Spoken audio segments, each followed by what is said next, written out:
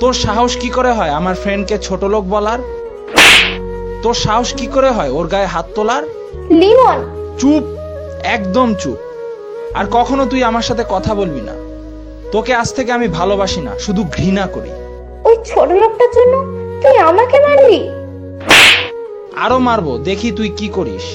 শুন, আজ থেকে তুই আমার সাথে যোগাযোগ করবি না, এখানেই আমাদের ব্রেকআপ। ওই ছোট লোকের বাচ্চা, একদিন আমার লিমনকে কি করেছিস বল? আজ তোকে আমি মেরেই ফেলবো। রিয়া, আর চেঁচাবি না। তুই একটা ছোট লোকের বাচ্চার জন্য আমার গায়ে হাত তুললি। আমি এর প্রতিশোধ নিয়েই ছাড়বো, দেখিস। তারপর রিয়া বকবক করতে করতে চলে যায়। কে মেয়েটা? আমার রিয়া, খুব ভালোবাসি, কিন্তু ও এতটা অহংকারী জানতাম না। তুমি ওর কথা কিছু মনে করো না, ওর হয়ে আমি ক্ষমা চাচ্ছি। আরে আপনি কেন ক্ষমা চাইবেন?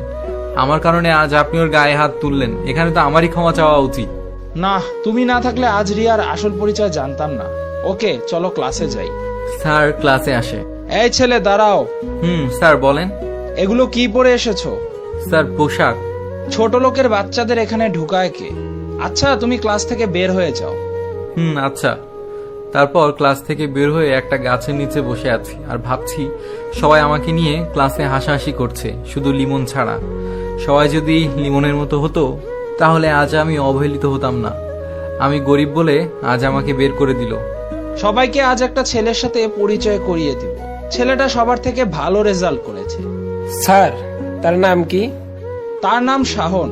শাহন, উঠে দাঁড়াও তো। কি হলো, শাহনকে? শাহনটা আবার কে? এখানে তো সবাই আছে, তাহলে শাহন কে? আচ্ছা, আমি এতিম বলে আজ আমাকে সবাই অবহেলা করছে। যদি আমি বড়লোক হতাম তাহলে কি পারতো আমাকে কষ্ট দিতে? এসব বলছে আর অঝরে চোখ দিয়ে পানি ঢালছে ছেলেটা।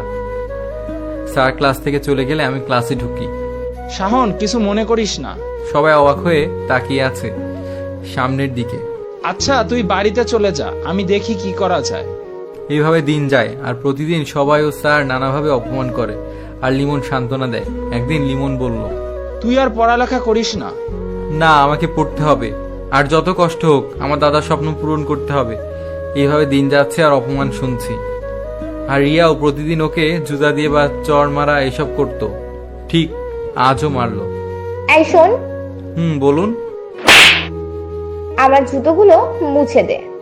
তারপর আমি জুতাগুলো মুছে চলে আসি আর চোখে সবার দিকে তাকিয়ে দেখি সবাই হাসাহাসি করছে। করলে করুক, আমার কি, আমি তো এতিম। তবে সবার থেকে বেশি অপমান করতো রিয়ার বান্ধবী তানিয়া।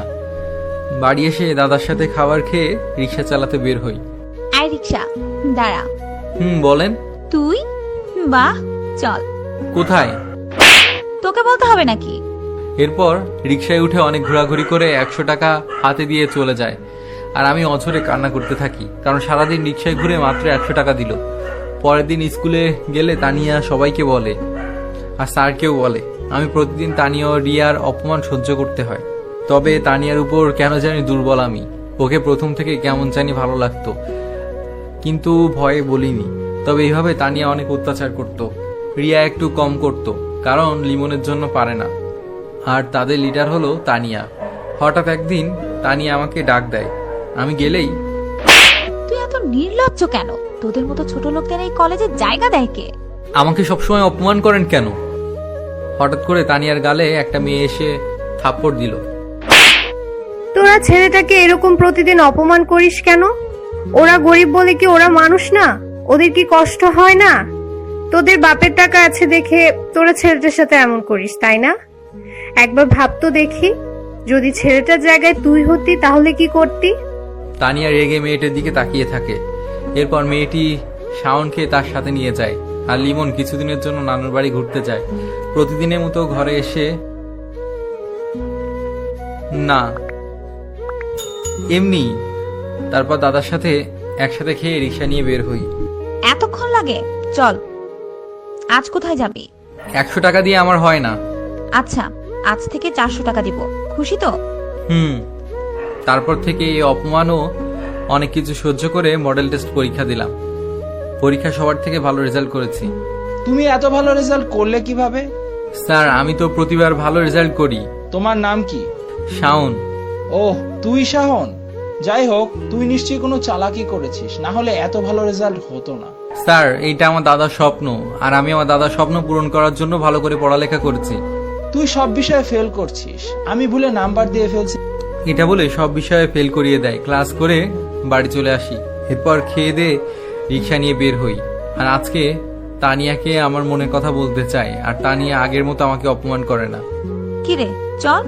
একটি পার্কের সামনে দাঁড় করিয়ে বললাম, তানিয়া, আই লাভ ইউ।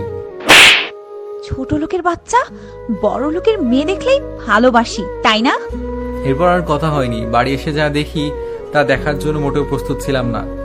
দাদা বলে এক চিৎকার দিয়ে বললাম, দাদা। সাথে সাথে মাটিতে পড়ে যায়। এই আমি কি দেখছি? কারণ দাদা মারা গেছে, আর আমাদের পরিচিত সবাই কান্না করছে। দাদার সাথে সবার খুব ভালো সম্পর্ক ছিল, কিন্তু আজ সবাই দাদাকে হারিয়ে ফেলে, আর আমি প্রায় পাগল হয়ে গেছি দাদাকে হারিয়ে। দাদা, উঠো। ও দাদা ভাই, তুমি না আমার সাথে থাকবে সারা জীবন? তুমি ছাড়া আমার কেউ আছে বলো? আমার তো আর কেউ থাকলো না দাদা। তুমি তো ছিলে আমার সব। তুমি চলে গেলে আমি কি করব বলো? তোমাকে ছাড়া আমি কখনো খেতে পারবো বলো? তোমাকে ছাড়া আমার বাড়িটা কেমন ফাঁকা লাগবে, একবার ভাবো। এরপর অনেকে শাওনকে সান্ত্বনা দেয়, কিন্তু শাওন কান্না করেই যাচ্ছে দাদার লাশ ধরে। এরপর তার দাদাকে কবর দেওয়া হয়। শাওন ঘরে ঢুকে দাদাকে ডাকছে, দাদা তাড়াতাড়ি খাবার দাও। হঠাৎ মনে পড়ে গেল দাদা তো মারা গেছে। এইটা ভেবে কান্না করে দেয়। এইভাবে কিছুদিন যাওয়ার পর শাওন একটু একটু নিজেকে মানিয়ে নিয়েছে। তারপর, কি রে তানিয়া, তুই শাওনের সাথে এখন একটু ভালোভাবে ব্যবহার করছিস যে? ওরা গরিব বলে কি ওদের যখন তখন কষ্ট দিব? ওকে আমার খুব ভালো লাগে, দেখতেও খুব কিউট। কি বলছিস তানিয়া এসব? ছোট লোকের বাচ্চাটাকে তোর ভালো লাগে? তোর সাহস কি করে হয় ওকে নিয়ে এসব বলার? শুনে রাখ, এতদিন অন্ধ ছিলাম, কিন্তু এখন আমি অন্ধ নই। আর এটাও শোন, শাহনকে আমি অনেক আগে থেকেই ভালোবাসি, কিন্তু ওর সাথে খারাপ ব্যবহার করি, আর ওর সাথে আমি প্রতিদিন রিক্সা করে ঘুরি। ওকে বুঝতে দেই না যে আমি ওকে ভালোবাসি। আর এটা শুনে রাখ, ওকে অনেক কষ্ট দিয়েছিস, এখন থেকে ওর সাথে ভালো ব্যবহার করবি। ধুর, রিয়া হঠাৎ করে যা দেখলো তা দেখে চোখের পানি আটকাতে পারলো না। কারণ লিমন রিক্সায় করে একটা মেয়ের সাথে বসে পাশাপাশি যাচ্ছে। রিয়া গিয়ে রিক্সা থামায়। এই মেয়েটাকে? বাবু, এই মেয়েটা কি? জানু, আমি চিনি না, কোথাকার আজে বাজে রাস্তার মেয়ে। আমি রাস্তার মেয়ে? তুমি তো নষ্টা মেয়ে, যে কিনা অহংকার ছাড়া কিছু চিনে না। আমাকে এসব বলতে পারলি? লিমন, মেয়েটা কান্না করছে কেন? ওকে কি চিনো? এটা অনেক খারাপ মেয়ে। নতুন কাউকে পেয়েছো, তাই আমাকে চেনো না? পাইছি। ওই লিমন না, তুই মেয়েটাকে কষ্ট দিচ্ছিস কেন? বাহ, তুমি আমার জীবনে এসে আমার সবকিছু কেড়ে এখন ভালো চাচ্ছ? এটা আমার মামাতো বোন, আর ও আমাকে বাবু বলে ডাকে, আর আমি ওকে জানু ডাকি। কিন্তু আমাদের মাঝে কেউ কাউকে ভালোবাসে না, আর ও একটা ছেলেকে ভালোবাসে, আর তার সাথে বিয়ে হচ্ছে, তাই আমি এই কলেজে যেতে পারিনি। আর তুমি অন্য কিছু ভাবছো কেন?